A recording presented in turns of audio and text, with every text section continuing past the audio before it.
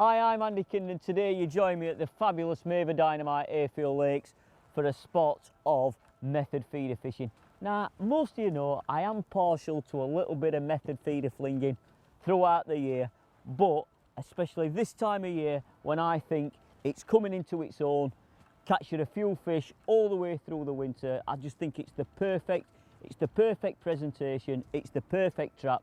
And today, hopefully, we're going to catch you a few fish, show you a few of my little tips, my little wrinkles, which will definitely get you a few more fish as we go into the colder months. So let's just get on with it. Right, well, today temperatures are still a little bit warm, but I always think that I'm going to potentially loose feed a few pellets on a line where if there's any fish what's going to feed through the day, they're going to come over them pellets and we've got that perfect trap just on the bottom. So I've always got my initial line where I've fed pellets and I can cast my feeder right on top of them, I can go past them, I can go either side of them, I can work my way around them and gradually find any fish what are feeding in my peg.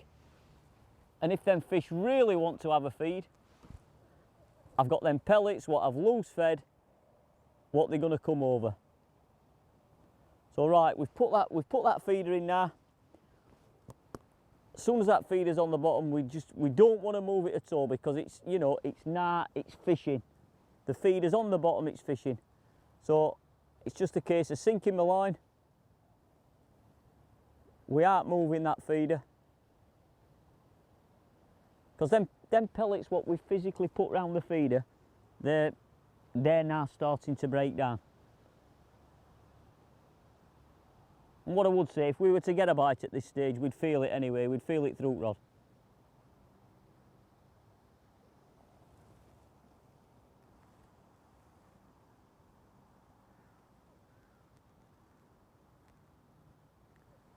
I'm just gradually tightening my line up.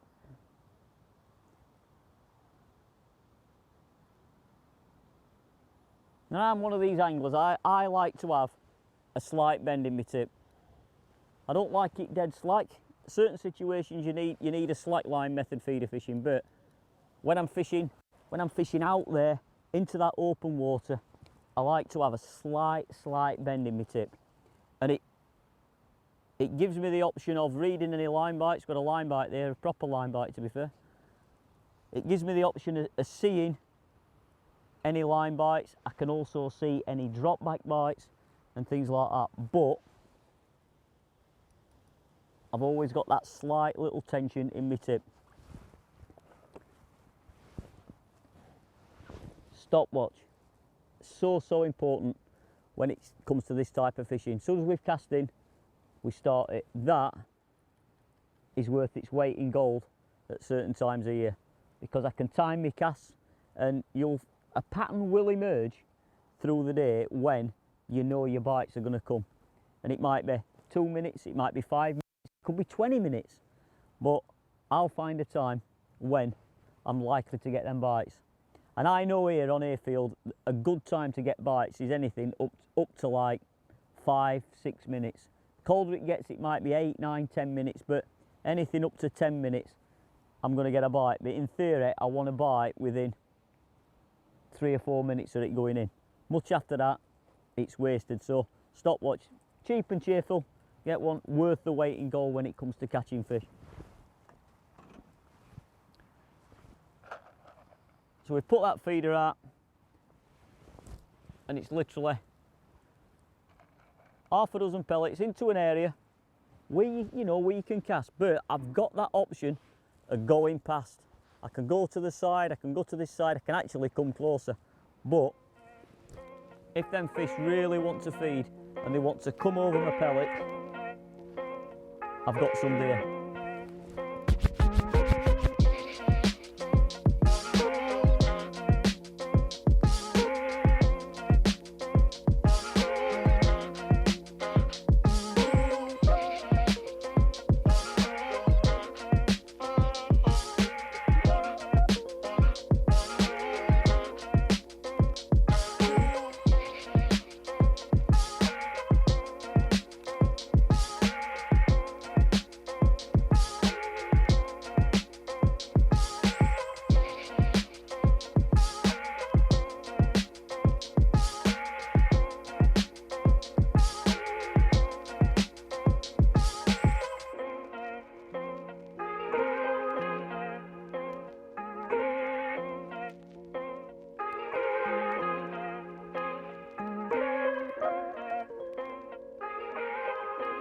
Right, few things to get right.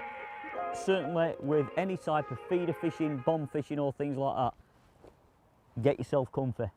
Get yourself comfy because it could be a long day and you could be waiting for bites. So get yourself comfy, get your box right. The other two main important things: feeder rest, feeder arm. Feeder arms and rod rests are for putting rods on. Do not put your rod on top of your keep net because that's when they get pulled in. Keep nets are for putting fish in. Feeder arms, feeder rests are for resting your rod on. And you know, I'm sat here, I've got a backrest as you can see, which holds my butt in place. It gives me all that free movement. If I want to pick my flask up, have a cup of tea, that's always good for a bite normally, isn't it? So, you know, I can pick that up. It also gives me the option of picking my catapult up. I'm not touching the rod, it's fishing. While I'm doing that, I can feed bait out there, but all the time, that rod is in my eye level. If I get a bite, or I've just took my eyes off it for 1 minute, I've looked round at something, and I get a bite, I know for a fact that rod is not going to get pulled in.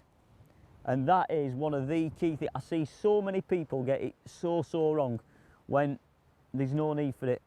And at the end of the day, you know, you might have a 120, 150, these rods now at 400 quid and 200 quid reels. Suddenly you've got a 600, 700 pound setup, what's gone into the lake, never to be seen again. So, you know, they're not a lot of money. You know, you can get really good feeder arms from just over 20 quid and your backrests and that in your setup, and it just makes the job so much easier.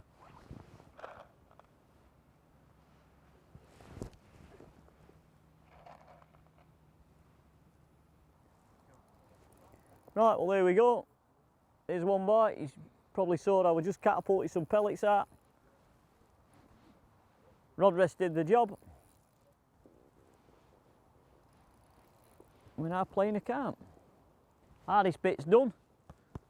Getting bite. Just a case of taking your time now and getting that fish in.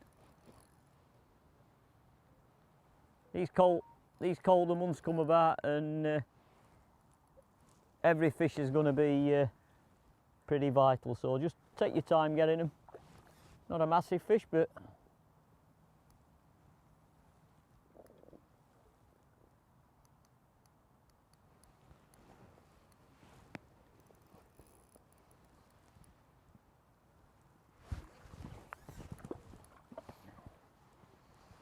here we go.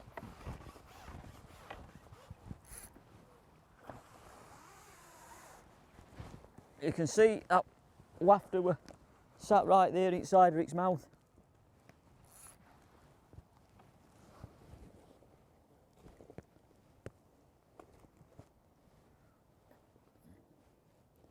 Perfectly hooked, smack bang in the bottom lip. Let's try and hold him up for you.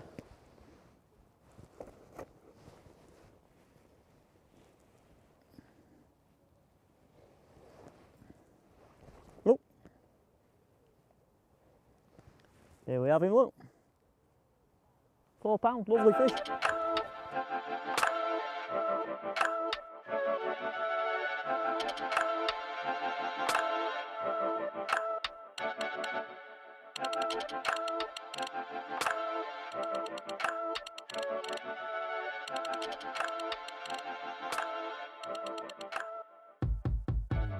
Right, let's talk all about the business end of the gear to catch these fish going into the winter months. For a start, we'll start with line. Right, I'm not one of these anglers that messes about with light lines, light main lines and stuff like that. You want a line that's going to be strong, reliable, abrasive resistant, not going to let you down. MVR carp feeder mono 024. 9.9 breaking strain, that don't bother me. If it were £15, again, that won't bother me. 024, it's strong, it's robust, and that's on the main line. Can't beat it. Right, we then move down more so to the proper hardware of the game, and we've got the method feeders. Right, I'm using a 20 gram today. I don't want an overly big, overly weighted feeder on. I'm not casting a long way. I'm only going potentially 25 to like 40 metres. So 20 grams gonna do me. But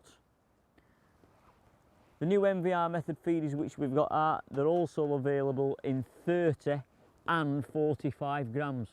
So, you know, 45 grams, that's a serious piece of kit with some serious lead on. But if I want to be casting 70, 80 metres, 90 metres, I've got that in my armoury, a small payload, which is what we want, but I've got that weight and that lead to get me where I want it. So full range in them. And if the fish are really having it in summer, we've got the large version. 30, 45 and a massive 60 gram for big chucks, big places like Boddingtons and places like that, where you've got to put a lot of bait on, you're sitting a long time for a bite, go with a large one. Now you can see that they are inline feeders like what's used on most commercials around the country. You have to have them free running inline, and that's what they are. So we slide that on. As you can see, it's free running up the line. Now, I'm a little bit different to most. I don't like the quick change beads at the bottom of my method feeder. I don't think it gives you the ultimate in presentation of your wafters and your wowser hook baits. So I use one of the swivel stop beads, and it's basically a rubber stop which stops my feeder at the top of my hook length. There's a swivel on that, and I attach my hook length to that via an American snap swivel. Now, that's the way I do it. It's the way I was shown many years ago by a great friend of mine, and it's caught me thousands and thousands of fish over the years, and I just think it gives you that better presentation. It makes the bait behave a lot more natural when it's in that bowl on the feeder. Hook length 0.20. Again, no messing about. You get the bites, they're literally caving the rod in. So, you know, I'm not one for fishing light hook lengths. You know, if we waited a long time for a bite, the last thing we want is to get busted on the bite when we're not actually looking for it. So 0.20 hook length, 4 inches there to a size 14 power air rig. Size that fish on here of 14 is plenty strong enough. If I were going places with bigger fish, I'd up that to a size 12 or even a size 10. But great hooks for air rigging them. And you can see I've got the wafter mounted there on a spike. See loads and loads of people out there, they put bands around these and things like that. It is not the right presentation. It is not the right presentation to catch a carp. You need a bait spike. A bait spike, it holds it, it actually helps hold the hook bait down because they are semi-buoyant. You want that spike. Basically, if you've got a big bait band wrapped around that, it's not the right presentation. It's just like you ordering a steak in a restaurant and it coming and there's 3 or 4 elastic bands wrapped around it. You wouldn't want to eat it. So why do it on something like that? You know, see it loads and loads of times, and people ask me, and the bait spike is the best presentation for them. So there's the hardware, and it's all about loading that feeder up properly to get that wafter and that wowser to actually react near in water. So let me show you how we load it up. Right, well now we've got that feeder back in place, it's now fishing, we've got it on the rod rest. Let me just talk you through how I load the feeder and why I load it like I do. For a start, I put a few pellets in the middle of my hand and I force them pellets right into the frame of the feeder. And before I go any further, most of you are thinking, why don't you use a mould? I've never actually used a mould. I don't particularly like them. I've never been able to get on with them, and God gave me a pair of hands and that's what I use it. I think you can actually put them around the frame of the feeder a lot more firmer. Oh, here we go. Not watching. Missed it. It should have been on. Let's just wind this in. Yeah, I think you can certainly get them a lot firmer around the frame of the feeder, which I think is better in its presentation. The firmer you can put them on, the better it is. Yes, you still want them to come off, but you can get them firmer. So I put a few pellets in the middle of my hand, force it into the frame, I then turn it round, I get my thumb and I put a small indentation in the middle.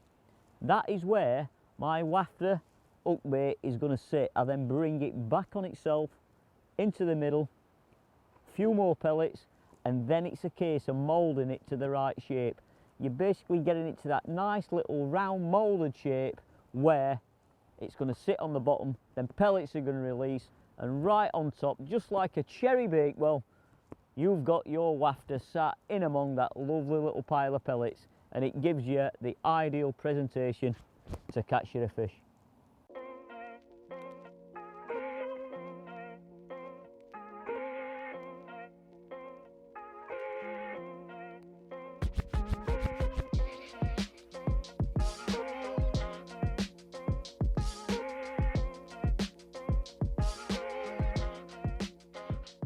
Well, get your presentation right,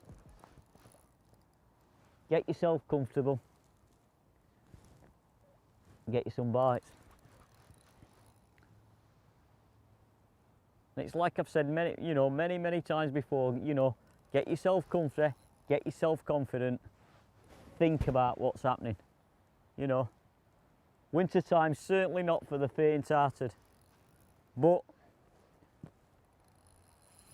by staying focused in what you're doing, having the right bait, presenting it properly, it can be the most rewarding time of year.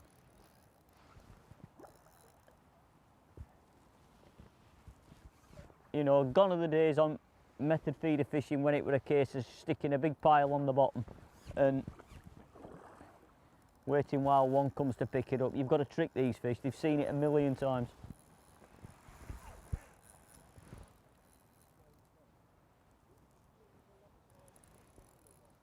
And it's just about, presenting them baits right. For me, the best baits are definitely wafters. I think they get you a bigger stamp of fish. You're not going to get pestered by small fish.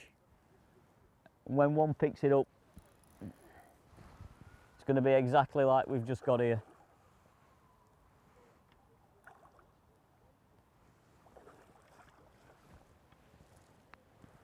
Here we have it.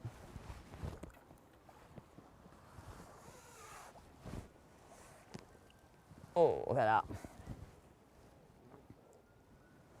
Absolutely nailed, bottom lip, just where it should be.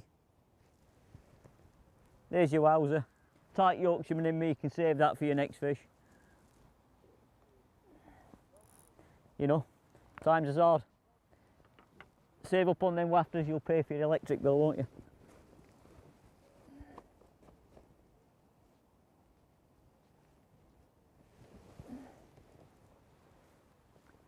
And there we have him.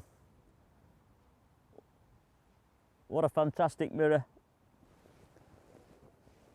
for a perfect session. Put him back. And away.